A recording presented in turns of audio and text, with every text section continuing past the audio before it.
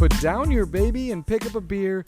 Dad Jokes is back with a brand new episode. I'm Jerry, joined here by Brandon, and you're listening to the podcast of two dads going through the journey of fatherhood while you all get to sit back and laugh at us as we do it. And Brandon, what's going on, my friend? It's been kind of a trying couple days for us sports folk in Michigan, so I think we were just commiserating a little bit about it, but how are you doing? We're in the same boat. You and I root for the exact same teams, and as I was telling you before we press play, that Lions game yesterday may be the most devastated I felt during or after a game. It normally does not affect me that much. I leave it at the game, for lack of a better way to put it, but not that last one. I'm still feeling it a little bit. I really thought this was our year, but injuries. You can't beat it. Injuries just is too many. Well, I'm not going to take the blame for the loss, but I had never in the history of any of the sports teams I follow, which I am a huge sports fan, and have gone to a playoff game. Like, I've never been to a Red Wings game or a Pistons playoff game, Tigers, any sport. So I decided to go to the Lions game, and I went with kind of my brother who flew in, my brother-in-law, and my dad, and we were all excited, and then obviously it did not end the way we wanted to. So maybe it's better when I don't go to games. That's the moral of the story. Stay away from playoff games if your name's Jerry, apparently. So I'll take the L for all you Lions fans out there. I'll take the blame. But kind of leads into our topic today, Brandon. What we're going to be talking about later on in the podcast is kind of social life and being a dad. And I was trying to do my best to keep that going, but apparently, I failed on that front. But before we get into our topic and what's going on, I'll say this. You and I have been to 2 Lions games this year, one each. They lost 3 games total this year, and we're 0-2 at the games that we're 0-2. So yeah, the Dad Jokes podcast needs to stay away from the Lions. Either that or Amon Ra's got to have us on his podcast. Maybe we can get some positive vibes, because we did not do well in the games we went to. But Brandon, before we get into our topics today and kind of what's been going on, the show's called Dad Jokes for a reason. Do you got a dad jokes for the folks at home today? Oh, I do. And I told Kelsey this one, and she gave me a weird look, like she thought it was funny, but it's a little edgy. So let's see what you think, Jerry. All right. So recently, Jerry, I went to the doctor, and he said that I have a low sperm count, and that's why Kelsey hasn't gotten pregnant recently. Needless to say, she wasn't happy with all my shortcomings. Nice. That's pretty good. Yeah, we got a Jerry laugh. That's pretty good. I like that. Yeah. That was good. Mine's not edgy today. Mine's actually about as G as you can get. So we'll save that one for the end. But Brandon, what else has been going on in the Banks? It is a juxtaposition. What's been going on in the Banks household the last few weeks? A whole lot and not a lot at the same time. So for those who've been listening for a little while, you know that when we've discussed before, Bryce in new environments and crowds, or he doesn't like people singing happy birthday, even though that's changed recently too. It hasn't been great in the past, where he kind of turns into himself a little bit, gets reserved, shy, sometimes just cries and wants to get out of there. We have 2 family members who are both playing varsity level basketball. I got one cousin, Emmanuel, who's a starting freshman on our local team, and then our cousin Kayla is a starting junior now on Goodrich's team. She's been starting since she was a freshman too. So both of them are really good at basketball. And so recently we've gone to basically a few of their games, and Bryce at these games has been way better than he has been in the past. The game a couple weeks ago, he started off kind of looking around, because it was a tournament, so you had teams playing from all over the state at our local high school, and you had thousands of people in this gym. And you can tell he was a little bit rattled in the beginning, but it took him about 10 minutes. He warmed up, and we're starting to see what we want to see from parents. Because the last thing you want to do is not be able to take your kid anywhere. I mean, we went to Sesame Street Live a couple months ago, and you thought that we took Bryce to jail. I don't know what a good analogy is. He hated it. And then yesterday we went to another one of Emmanuel's games yesterday afternoon, and Bryce was good the entire time. He was talking to family members. He was happy. So he said he had fun as we left. So that's definitely improvement. And for any of you guys out there who maybe your kid's a little bit more reserved in like larger crowds, that could be frustrating as a parent, especially when you don't want to see your kid like not enjoying themselves. But in the case of like Sesame Street, like we spend good money on tickets, and we want to make sure we want to do fun stuff with our kids, and for them to like hate it, it's like a double whammy because it feels like a waste too at the same time. A couple other milestones for Bryce. He I don't think I talked about this in the last podcast. I think we were in between, but he's moved officially into his big boy bed.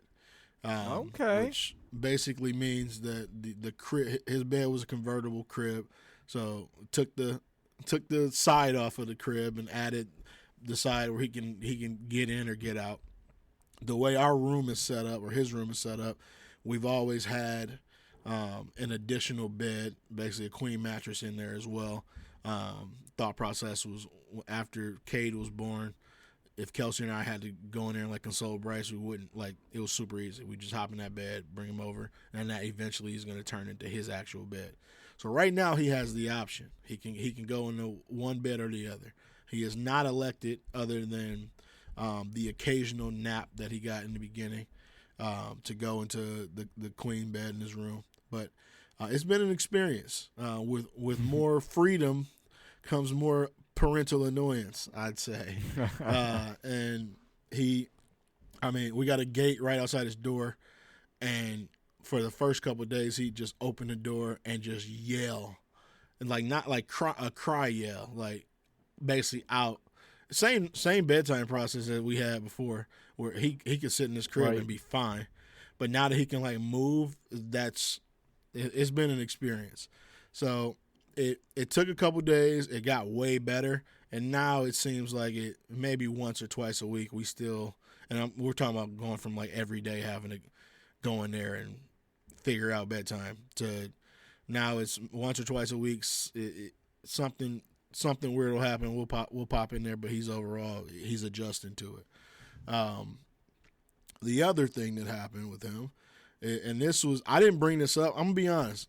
Kelsey was talking to me about like this episode, and she's like, "Well, did you tell them about this?"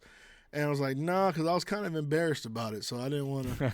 So months and months and months ago, and I mean months ago, we talked about taking the passy away from Bryce, and we did, and we cut it. Like what we did is we started the process. We cut the passy, but we never went away because the dude was freaking out, to tell you the truth, and we were weak.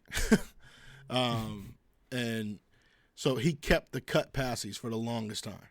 I just didn't say anything because it's legitimately, I was just like, this dude should not be having his passy still. I don't really feel like admitting this or talking about it. But we're probably 2 months in now to no passy. But it is something that while I didn't want to bring it up, we admit our faults here on the Dad Jokes podcast. Hey, you might not want to hear part of my update then, because Avery might be at the same point. Oh, y'all got rid of him quick. Yeah, y'all got rid of him quick. That was part of the push. I mean, Peyton is younger than Bryce, and I feel like, and this is, I mean, really the testament here is there are different ways to parent, but also your kids may be a different look. Because for sure. There's different things. We tried cold turkey, which I'm pretty sure is what y'all did with Peyton. Yeah, you told her. I forgot exactly what story you said. We just basically took it away, and then we gave her it at bedtime for like legit. Peyton was, and I'll go because Avery, we just started this, but like Peyton, we took it away during the day, and then we gave it to her at night only. But that was literally like a week or so. And then we took it away, and she was good, and I was shocked. She really did not have any issues at all. Avery's been a little bit tougher, but I'll get into that later. Basically, every time we had tried to do this with Bryce, it was torture, and it was like sleepless nights. And you get to a point where it's like, do I function as a human, or do I let this kid have? But then what it turns into is you go to the doctor, and the doctor's like, he's looking at his mouth, and you're like, is he still like on this passy? And then me and Kelsey look at each other, and Kelsey ain't got a lion bone in her body, and so she just started doing this little kid smile, almost like you got me. And then so our doctor and our dentist both basically said the same but opposite things. The doctor wanted us to take the passy away at like a year old. The doctor's like, get it out of here. The dentist said that it needed to be gone by the time he turned 3, which was kind of surprising. No, they might have said 2. I can't remember at this point. Regardless, we were way past the due date that needed to be done. We finally did it, and we just dealt with the repercussions. He wasn't happy. But it just was like, this ain't.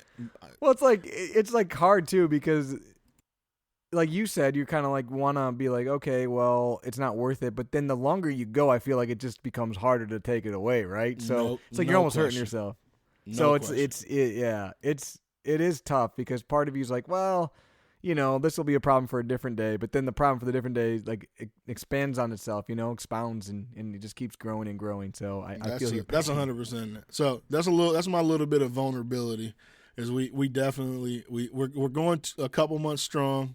It was like a year late from what we needed to be. The beauty is KJ is not really as into it as Bryce was. So I'm interested to see what the process will be with him. It's going to be sooner. We're just going to deal with it. But yeah, that was and I can already tell. So Bryce has a gap. We were told that from the day he was born he was going to have a gap, but his teeth were starting to like kind of pop out a little bit, which is the result of the passing. And it's correctable as long as you basically the dentist said that was a 3-year thing. As long as you are off the passy at 3 years or younger, they say you're generally fine. And he's going to have braces anyway, but the teeth are starting to come back down, that was like the catalyst for me. I know how I was as a kid, and I'm not about to have Bucktooth Bob or Bucktooth Bryce going to school and having kids like me talk about him. Because you get made fun of because you wouldn't take his passy away. And that's not a good excuse as a kid either. It's my passy's fault. It ain't going to go well. It ain't going to go well. That's not going to happen. A couple more things with Bryce. I said I didn't have a lot, but apparently these are long stories. I got like little bullet points, and I just won't shut up. Bryce got a huge haircut. So those who've seen Bryce, I'm going to post a picture on the Dad Jokes podcast page, or pages. So those who don't know, Bryce has long curly hair, like super long. He's gotten one trim before this one in his life. It's a short little trim to basically take it to not being a mullet, but it was still super long. You're gonna be shocked when you see this picture, then, Jerry. He got a full cut. I feel like I don't even know what it looked like, because I haven't seen it. I will tell the truth. Neither Kelsey or I really like it at all. What are you doing to this kid? Giving him bad hair case, getting him messed up teeth. Poor Bryce. No wonder he don't like school. The point. Oh, you gonna pay for that one? Kelsey gonna listen to this back. She probably gonna text you. The point. He hated getting his hair combed, and like hated getting his hair combed. Okay. And you can't have him go out and looking crazy. So we did it ultimately for what we think was him, even though he just whined everything. He still whines when he gets his haircut. That's the thing. It just, the whining takes 4 seconds now instead of like 5 minutes. Right. Because it's super easy to cut the hair. But I'll share a picture with you in a little bit. We were not fans and still aren't fans of the cut, but it's already starting to grow back, and it'll grow back. We'll find a happy medium and manage it that way. And then the last Bryce piece of this is he's no longer taking naps at our house. He still takes the occasion one at my parents' house, but it was taking him too long to fall asleep. He'd be falling asleep at like 9:30, 10 o'clock, even if we put him in a room at 8. So that has helped a ton. He's doing much better at night. I think the combination of everything we had going on, we needed to cut that nap. So I'll save some of my KJ updates because I've been talking for 10 minutes, and we'll listen to what you guys been up to, and I'll get you an update on KJ after you're done. Well, I'll start with the binky thing because that actually is funny. It was one of the things I wrote down. But we took Avery's binky away right after Christmas during the day. Kind of the same thing we did with Peyton. Took it away during the day and then let her have it at night. And it went worse than it did with Peyton for sure. Like, she cared. But, again, it wasn't terrible. A couple of days of her caring, and then all of a sudden she didn't mind that much during the day, which was great. And she still could care less. The problem is she does care at night, whereas Peyton quickly, we could get over it. Avery cares. Like, when we go upstairs for bed, she's geeked because she's like, Binky. And I'm like, nah.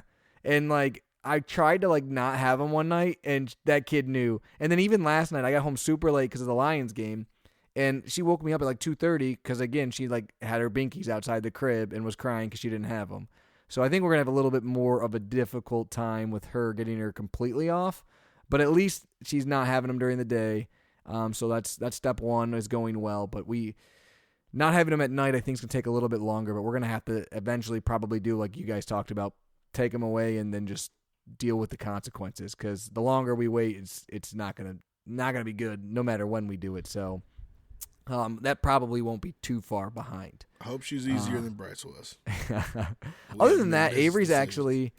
It's funny because, like, anyone who's been listening to the podcast knows that we joke around. We call Avery Angry Avery, and she kind of is kind of a grumpy little kid when she was like a newborn, and then even like to pre-toddler, I'll call it. And she still definitely has some tantrums and stuff. But that kid, I swear, she's at the stage where she is the sweetest little kid of all time now, and she gives the best hugs of any 19-month-old I've ever seen in my life, and she loves doing it. We were at my niece and nephew's birthday party in the morning yesterday, and she was going up to everyone and trying to give them hugs. And she gives like legit hugs, not like fake like little kid hugs where they put their arms out and don't really do anything. She will hug you. She patted me on the back the other day while she was hugging me like a grown adult. So she gives great hugs, and then she'll tell you she loves you, and she'll blow you a kiss. And she's just a very, very sweet kid. Where Peyton doesn't know how sharing works, and she's the older one, Avery loves to share. Sometimes. If she doesn't want to, she won't. But like if you tell her to share something, most of the time she'll share it. And she likes to help out, pick up. She's a very sweet age. Now she definitely is at the age where she's figured out, or not really figured out, but she's having tantrums, but she doesn't really know what to do during them, which is hilarious as a parent. Especially when they're your second kid, I found, Brandon, because your first kid, you're kind of concerned, like, what is this? But with the second kid, you kind of expect it. So she is funny, man. When she throws tantrums, she will smack the ground or find something to push. And then she doesn't know what to do. So she's experimenting with what will make me feel better. I'll throw my body at something and she's just overly dramatic. But most of the time with her, she's upset and it's a couple minutes and then she's off, which is good. And it's been not too bad actually with the tantrum stage thus far. She definitely has them, but not too bad. She's definitely at a sweet age though, and she's talking a ton, which Peyton had some speech issues, so we didn't really know, I guess, what is quote unquote normal at this age. We're like, we think she talks a lot, but I guess yesterday again at the same party we were around a lot of people who have small children or had small children recently. And all of them were commenting on how much she's talking. So that made us feel good. Like, okay, maybe she is actually talking really, really well. Because the kid says everything and speaks really well and can communicate really well. It's funny, though, Brandon, because she repeats. So, and she knows most things. But you'll say, say daddy. She's like, daddy. You say mommy, mommy. Say grandpa, grandpa. And then you'll go, say grandma. And she goes, yes. She doesn't know how to say grandma, so she just answers yes every time, which is hilarious. You could throw 50 things in there and they're say grandma, she's like, yes. It's actually super cute. I start cracking up every time because if she doesn't know how to say it, it's not like she'll say nothing, she'll just say yes. So she's doing great. It's funny with kids how you can almost tell before they can talk that they're gonna just have the fun personality, because Avery's been like that. I've been telling you that since she was born. She's definitely at a great age. And it's funny, too, because, Peyton's definitely gone full-blown, mommy's number one right now. So mom puts her to bed every night, and she's all about mom. But Avery's kind of turned into a little bit of daddy's girl, and I put her to bed every night. And she used to be terrible to put to bed. And what I mean by terrible is like she didn't want you to rock her, hold her, anything, but she'd be great when you put her down, which was a win as a parent, but also kind of like, hey, I'd like to rock my kid once in a while. And lately she's been great at it. She'll just sit in your arms and let you rock her for as long as you want and just behave. So that's really cool too. So she's at a fun age. She still can be a lot at times, but I definitely probably my favorite age she's been at thus far. Peyton is doing mostly good, but do you remember when Peyton first started having tantrums, Brandon? I talked on the podcast about how like she would have these crazy tantrums and we wouldn't know what was wrong because she didn't speak super well at the time, and she would just freak out, and it would be like really long, and it was kind of trying on Macy and I. And then she kind of got over that. She never stopped having tantrums, but then you started knowing why, and they'd be shorter, and you could reason with her. Well, randomly this week, she's had a couple tantrums like that.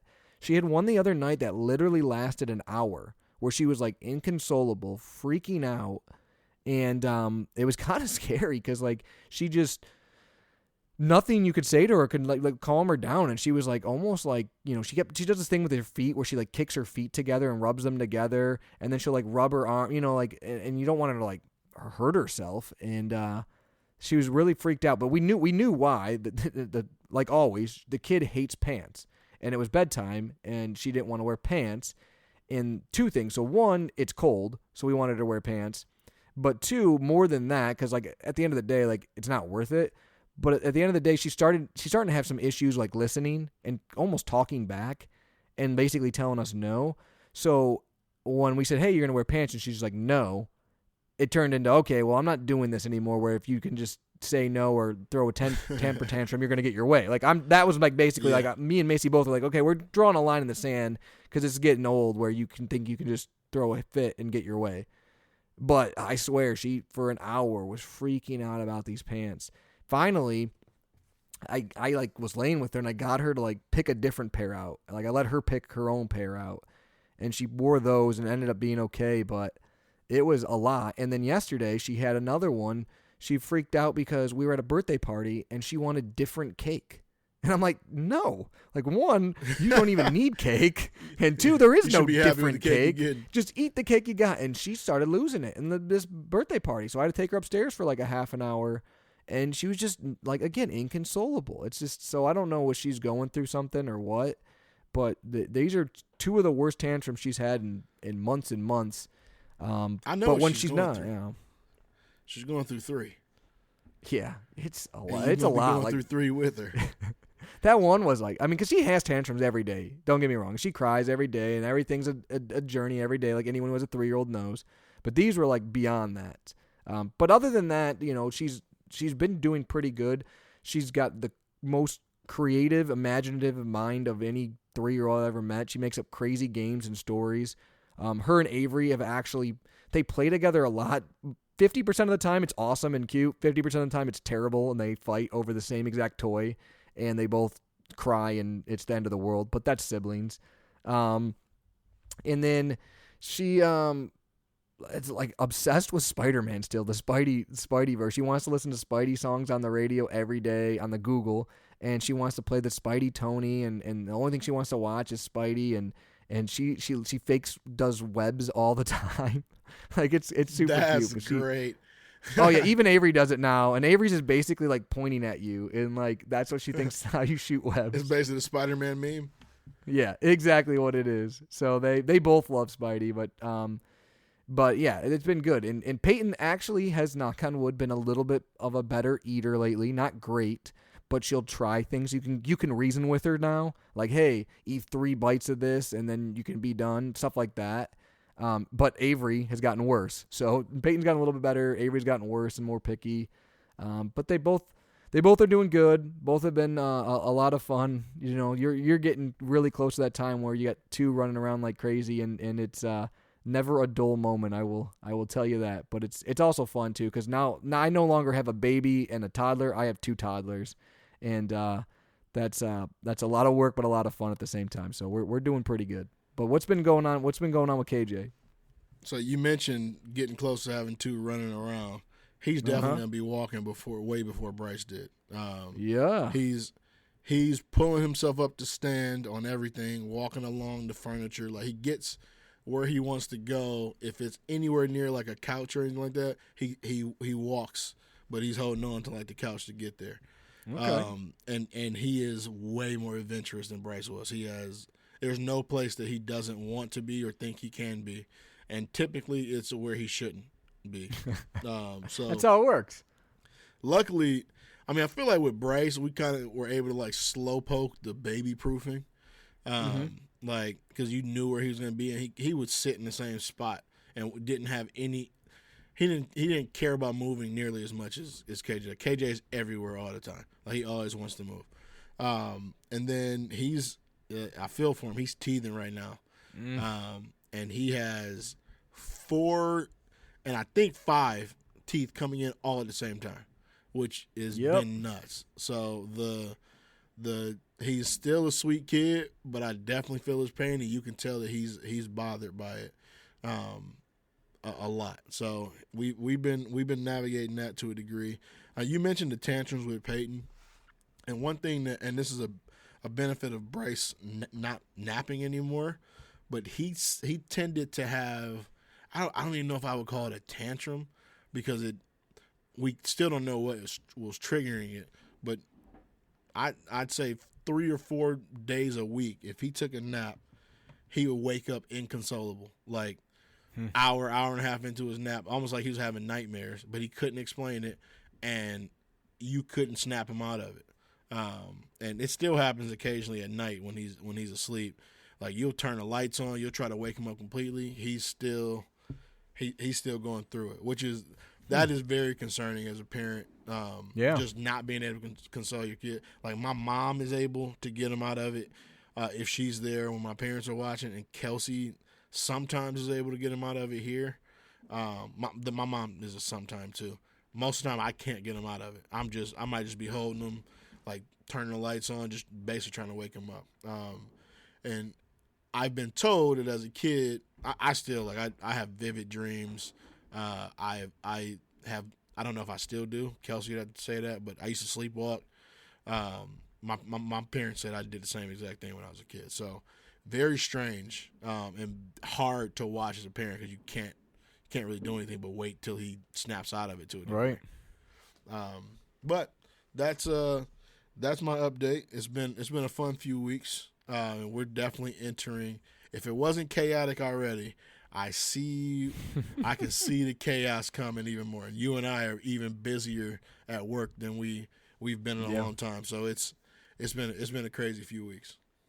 Yeah, I mean, I'm sure it's already crazy. It's like I said, once they both start walking, it's just a totally different game. Now, honestly, it's hard for me to remember Avery before that, so it's just normal life, but it just hits different because they can both get everywhere, and even though you'd like them to stay in the same area, they like to go different places at the same time too. So, but yeah, Brandon, a piece of baby gear I wanted to go over. I mentioned it, I think, before, but I don't think I actually talked like in detail about it. But for Christmas, kind of the big gift that we got for the girls is the Nugget Chunk, which we've talked about the Nugget Couch here before, but the Nugget Chunk is kind of a different piece of it. It's basically like, it kind of looks like an ottoman, like a big circle ottoman, but you basically have a big circle, I don't know what you call it, a donut, big sphere, and it's you made of the same nugget material, and inside's got 2 different cushions that stack in it, so you can either have basically an ottoman or you can take them out.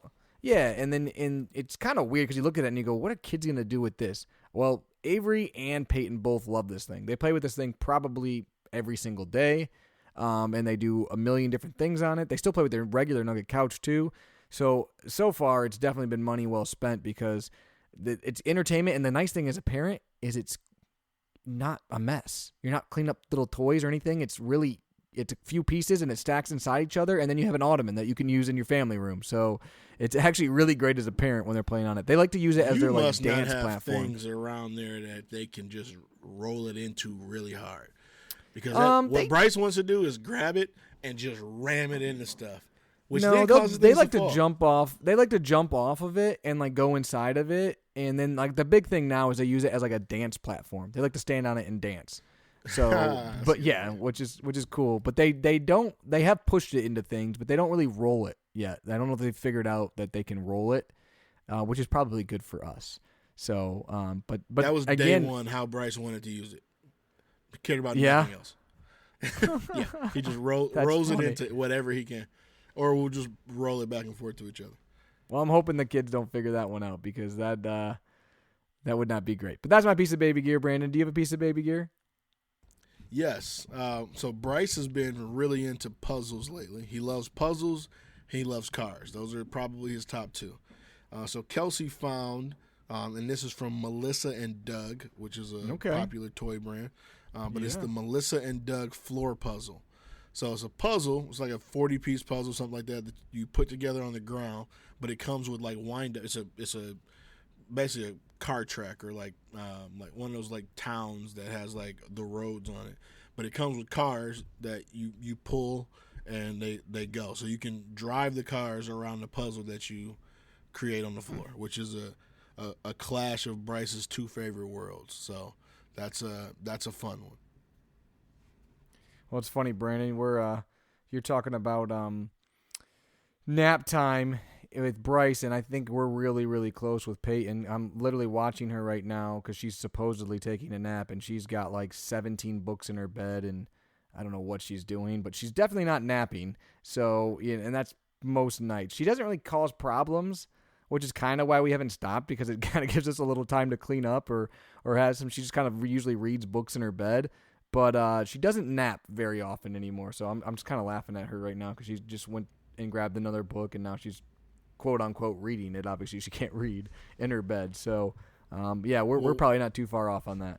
One thing I didn't mention with that is important is we give him quiet time still. So because that time that we got with them, the naps, I mean, that lets you get stuff done that you need to get done. It lets you take like 30 minutes to chill out. It's everything as a parent. Let's just be honest, Brandon. It's super clutch. It is. So it is. He still goes into his room with the gate closed, and we tell him you have the option. You can, if you get tired, you can sleep on either of these beds, but this is your quiet time to read. He's normally in there for an hour at least. I like that quiet time. Most of the time, he's not napping. Yeah. No, I don't think that Peyton needs to necessarily nap anymore. I think it's more like the parents need it. But she does get a little cranky towards bedtime. But again, maybe we need to adjust the bedtime. So, but that's probably a good spot for us to get into today's topic. And today's topic's kind of one that's an interesting one as a parent, and it's probably more difficult than maybe I thought it would be. You don't really think about it before becoming a parent, but it's definitely interesting and something that changes as time goes on. But it's basically social life as a dad. So social life can mean a lot of different things, but basically, what do you do outside of your house, whether it be with friends or people other than your immediate family? It can be with your spouse as well too. But typically, what do you do outside of the house for fun that isn't work and isn't involving your children exactly? So why are we talking about it? I guess that's where I will start. But they say that having a good social life is very, very important for lots of reasons. It can help reduce stress, which obviously being a parent can be stressful. It can improve your mental health. It can make you a better parent. It's good behavior to model for your children. It can help you grow personally, and it can also help with family stability. So those are some of the reasons that it's important. All obviously very good things. And I think basically at the end of the day, when I think about it, Brandon, social life helps you kind of be yourself outside of like a parent from time to time, and allows you to basically, I think kind of relieve some stress, feel better, feel good. And then I know sometimes when you have those moments or those days or those like outings, you come back and you feel like more energized as a parent. You kind of feel like, okay, I'm ready to go into dad mode now because I had a little bit of time away, if you will. Yeah, I mean, that to me, that's the number one thing and reason why. It can be very easy as a parent, especially if I almost would see this more like in our dynamic, like Kelsey, the kids naturally gravitate to her more than me. So like I can like go upstairs, take a shower, I don't have somebody like, well, Bryce will pop in there, but like I don't have two kids like always trying to like cling on me, touch me. They like hanging out with daddy, but like if you don't have the outlet outside of your parenting and your household, that just turns into like your parenting turns into almost your identity, which I say that like it's a negative. There are a lot of positives there, but you don't want it to be basically your entire existence. It's important to be able to get out and have conversations outside the household, have conversations outside of your spouse, and outside of work, and be able to provide that stress release, and it prevents burnout as well.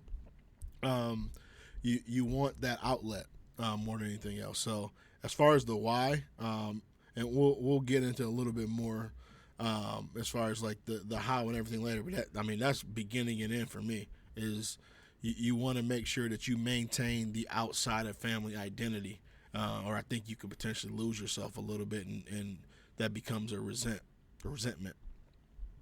Yeah, and I think the big thing here is every person's situation is different, so this looks different for everyone. So I'll start with work. Like if you work from home or you work in an office kind of by yourself, or maybe you work with people you don't like, that hurts your social life, right? That's not a social life at all. I know for me and you, Brandon, we work a lot, but we also work with a decent amount of people we like, and we have some fun while we're working, so you can have somewhat of a social life while at work. Now, I would not say that that's enough, or it can serve as, hey, this is it's good, but we can have conversations about sports or about things that we're interested in and kind of joke around and have fun from time to time, which allows us that interaction with other people. Again, if you're someone that works in a setting where you don't get that, can become difficult. It can become where you need it even more so than other people. Also, like who you're around. Like, are you around family a lot? Are there people close in age to you? Do they have similar interests as you do? So it doesn't mean necessarily that everyone's going to have to go out as certain amount of times a month or call certain friends or have certain activities, because everyone's situation is different. So you got to look at kind of your own situation and where you can get it from.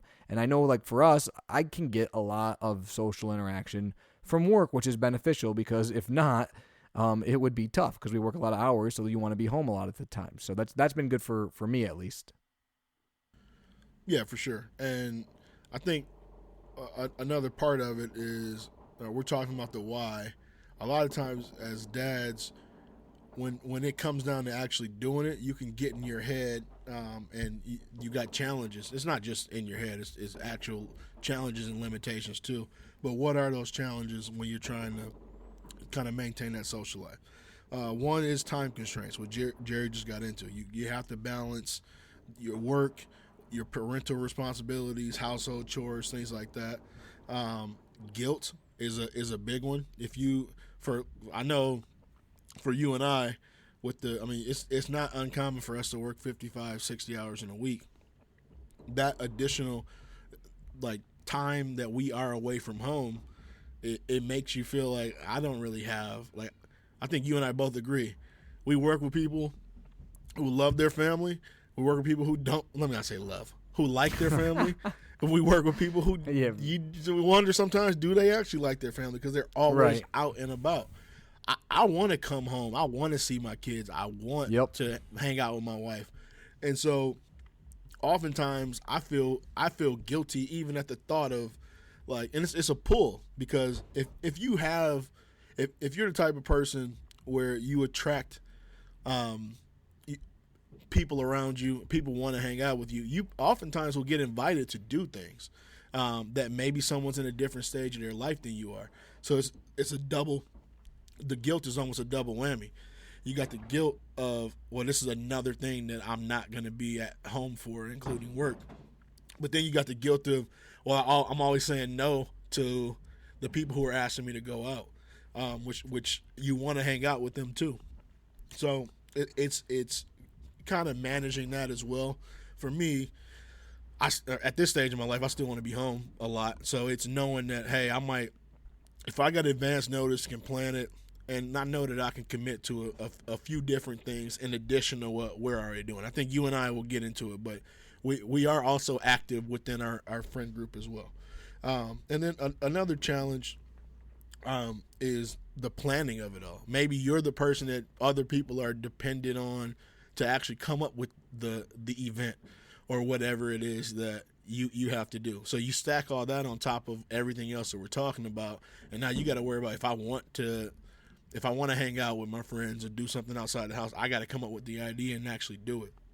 All these are potential challenges that you face, but it's still important to manage those challenges and be able to maintain a healthy social life. Yeah, I think like what you're talking about too, Brandon, it's balance and it's priorities and trying to figure out, best ways to manage your time. Because, for example, this weekend, both you and I got invited to go out after work across the street with a bunch of people from work for, food and a couple of drinks. We could have stopped in it's literally across the street. We could have stopped in for 10, 20 minutes. We could have spent hours there if we wanted to, but we both didn't go.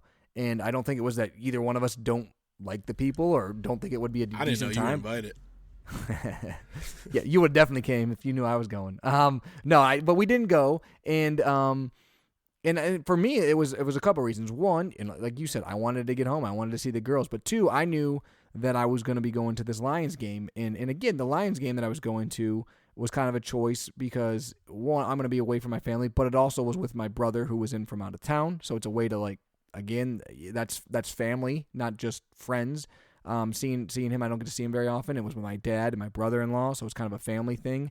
But again, I knew that, hey, if I'm going to be away Saturday night, I don't want to be away Friday night too. And so, prioritizing. But like right now, what we're doing this podcast. It's kind of a social. It's fun for us. It's during nap time. So again, could I be getting stuff around the house done? Yes. And I maybe feel a little guilty that I'm not doing that, but I'm not losing time with the girls because they're both sleeping. So I'm not spending time with them anyways. So, how do you prioritize those types of things? How do you make it Avery's work? Sleeping. Peyton's yeah, that's right. Peyton's reading books by herself. So good point. But yeah, so those are the kind of things you need to do. And like you said, there's different ways to do it. It can be as simple as being in a text thread with your friends, a group thread. And you're not seeing them as often, but you're still in contact. You're talking during the game, texting during the game. You're joking about different things that are happening in life. You could be sharing what's going on, with your kids, like joking about your kids. So, you could have a certain day of the month that you hang out with a couple of your buddies if they're nearby, and maybe it's for an hour or two. You can, if you play video games or computer games, you can maybe hook up with friends that way.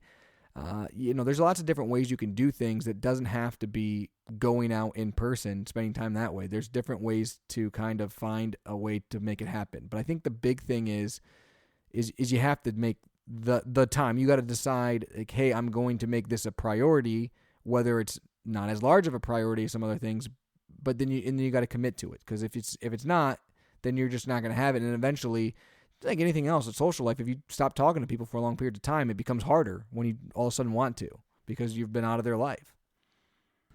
Yeah, and I think what you're getting at is the how. So one way to do it is if you schedule the time, and to me these two things go hand in hand: scheduling and communication. And the communication is with your partner.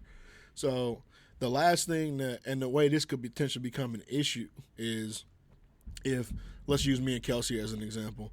If I just spring something on Kelsey and tell her, hey, later today I'm going out with Jerry and we're hitting up the bar. No prior knowledge, not necessarily asking, just saying, hey, we plan this. She loves and me. Deal with it.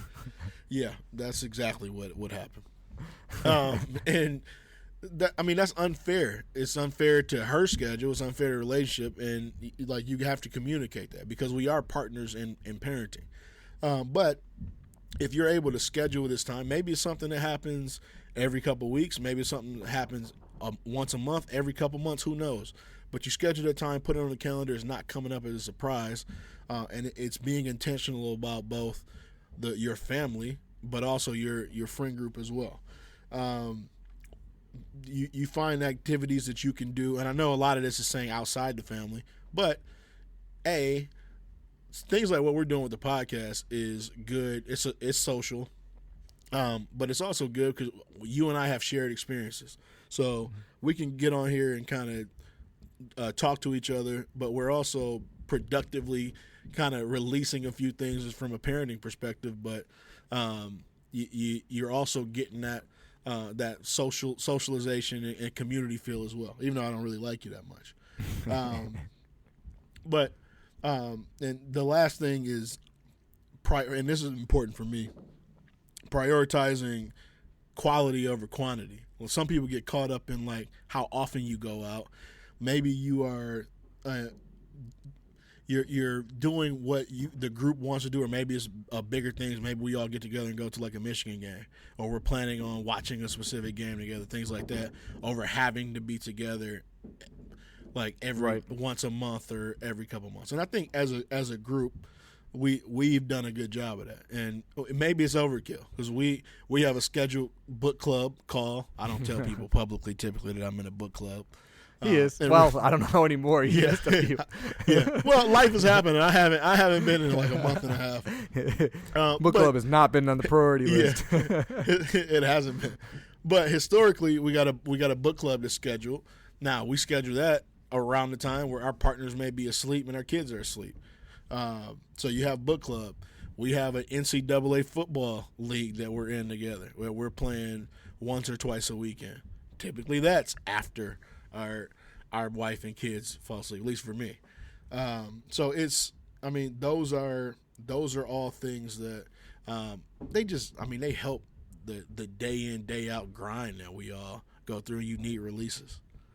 Yeah, and I think the other thing too to keep in mind is social life doesn't have to be a solo thing either. So if you're friends with people that have kids, which a lot of people are, you can combine it. Get the kids together and get together with them. And then you're kind of being social while the kids are being social. It's good for the kids. It's good for the parents. You're talking about things. You're seeing that they're going through similar things. So, and your kids are being social as well. You can get people together. Also, you can do stuff with your spouse. You can be social with them. And again, it doesn't always have to be with your spouse, but you should want to do things with your spouse. So make times when you can and do fun things with them that you both enjoy to do. And then, like I said, I think it is important to do some social things with people that have similar experiences. So like talking to other dads is helpful because they're probably doing a lot of similar things that you're doing, and they kind of like understand what you're going through, and they will understand if it's got to be short, or if you have to leave suddenly, or if plans change. But I think at the end of the day, what we're getting at, Brandon, is that just because you become a dad, and the dad's probably everyone's most important job, right? And being a dad's awesome, and it's amazing. And, you also have your responsibility, a lot of us, as a spouse, and that's insanely important, and you got to prioritize that. But you also sometimes need to prioritize yourself, and that often encompasses, having a little bit of fun or having a little bit of social time where you can talk to people outside of your little nest, right? Hey, what's going outside of the world? What's going on with other people? And have some fun and have some conversations, and just kind of allows you to, feel like yourself and relieve some stress, have some fun. And I think all this comes back to the point of why this is in our podcast is it makes you a better dad. Like, I know that sometimes if I can relieve a little bit of stress, or if I can, like golf, for example, like I don't golf a lot, but like sometimes if I can golf on a Sunday and I come back home, I feel great for the rest of the day. Like, yeah, I got to have a little bit of fun in the morning. I went golfing. It was great. Now it's like, okay, let's focus. I'm focused. I'm re-energized, to do some stuff with the kids. So it's just a way for you to basically, I don't know, be yourself again, but then help you as a parent and help you as a spouse, because nobody wants a cranky, uptight, run-down person around your kids or your spouse all the time. Yeah, you hit the nail on the head.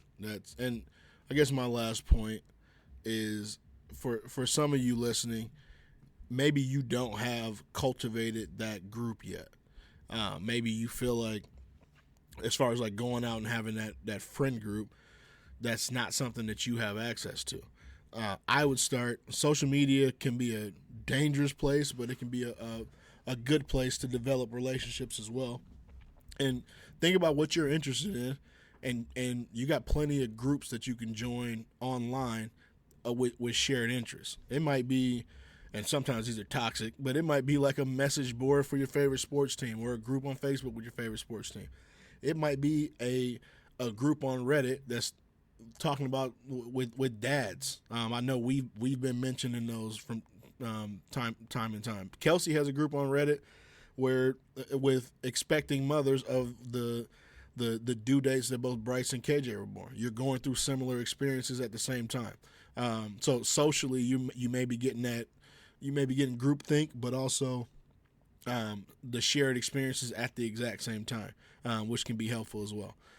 So in this day and age, there's a way to at least feel a little bit of an additional human connection if you're smart about how you're going about using it. That's great points, Brandon. So definitely important. Definitely something that you want to put the time in. But that's a great place for us to stop on the topic today, Brandon, which means it's time for my dad joke. Are you ready? I'm waiting with bated breath for this G-rated, quote-unquote joke. G-rated, a little bit of a tearjerker. Not really, oh, but man, no. It's not really a tearjerker. I'm just because of what the question is. But Brandon, what did the buffalo say to his son when he was dropping him off at college? Stay away from upstate New York. Bison. That was funny. I think it's funny. It's funny. That was funny. Yeah. So Bison. I was like, bye, son. Bye, son. Yep, that was a good one. So that's my dad joke for the day. But did you know there's actually a difference in the American buffalo and the bison? I don't know if you're trying to troll me now or not. I am. I just made it. Okay. I was like,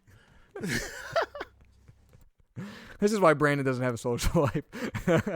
This is why I have no friends. I just make stuff up, Brandon. All right. For those of you out there who haven't before, please like us on all our social media pages. Please tell your friends about us. Please tell people on Reddit about us, like Brandon mentioned. And give us a good Google rating or Apple Podcast rating. Any of the ratings out there, we appreciate it. Also, comment or let us know what you want to hear about. Let us know what's going on in your life. We like hearing from each and every single one of you guys. It's definitely something that we look for, and we appreciate it every time it happens. So, but until next time, as always, I'm Jerry, joined here by Brandon, and you've been listening to Dad Jokes.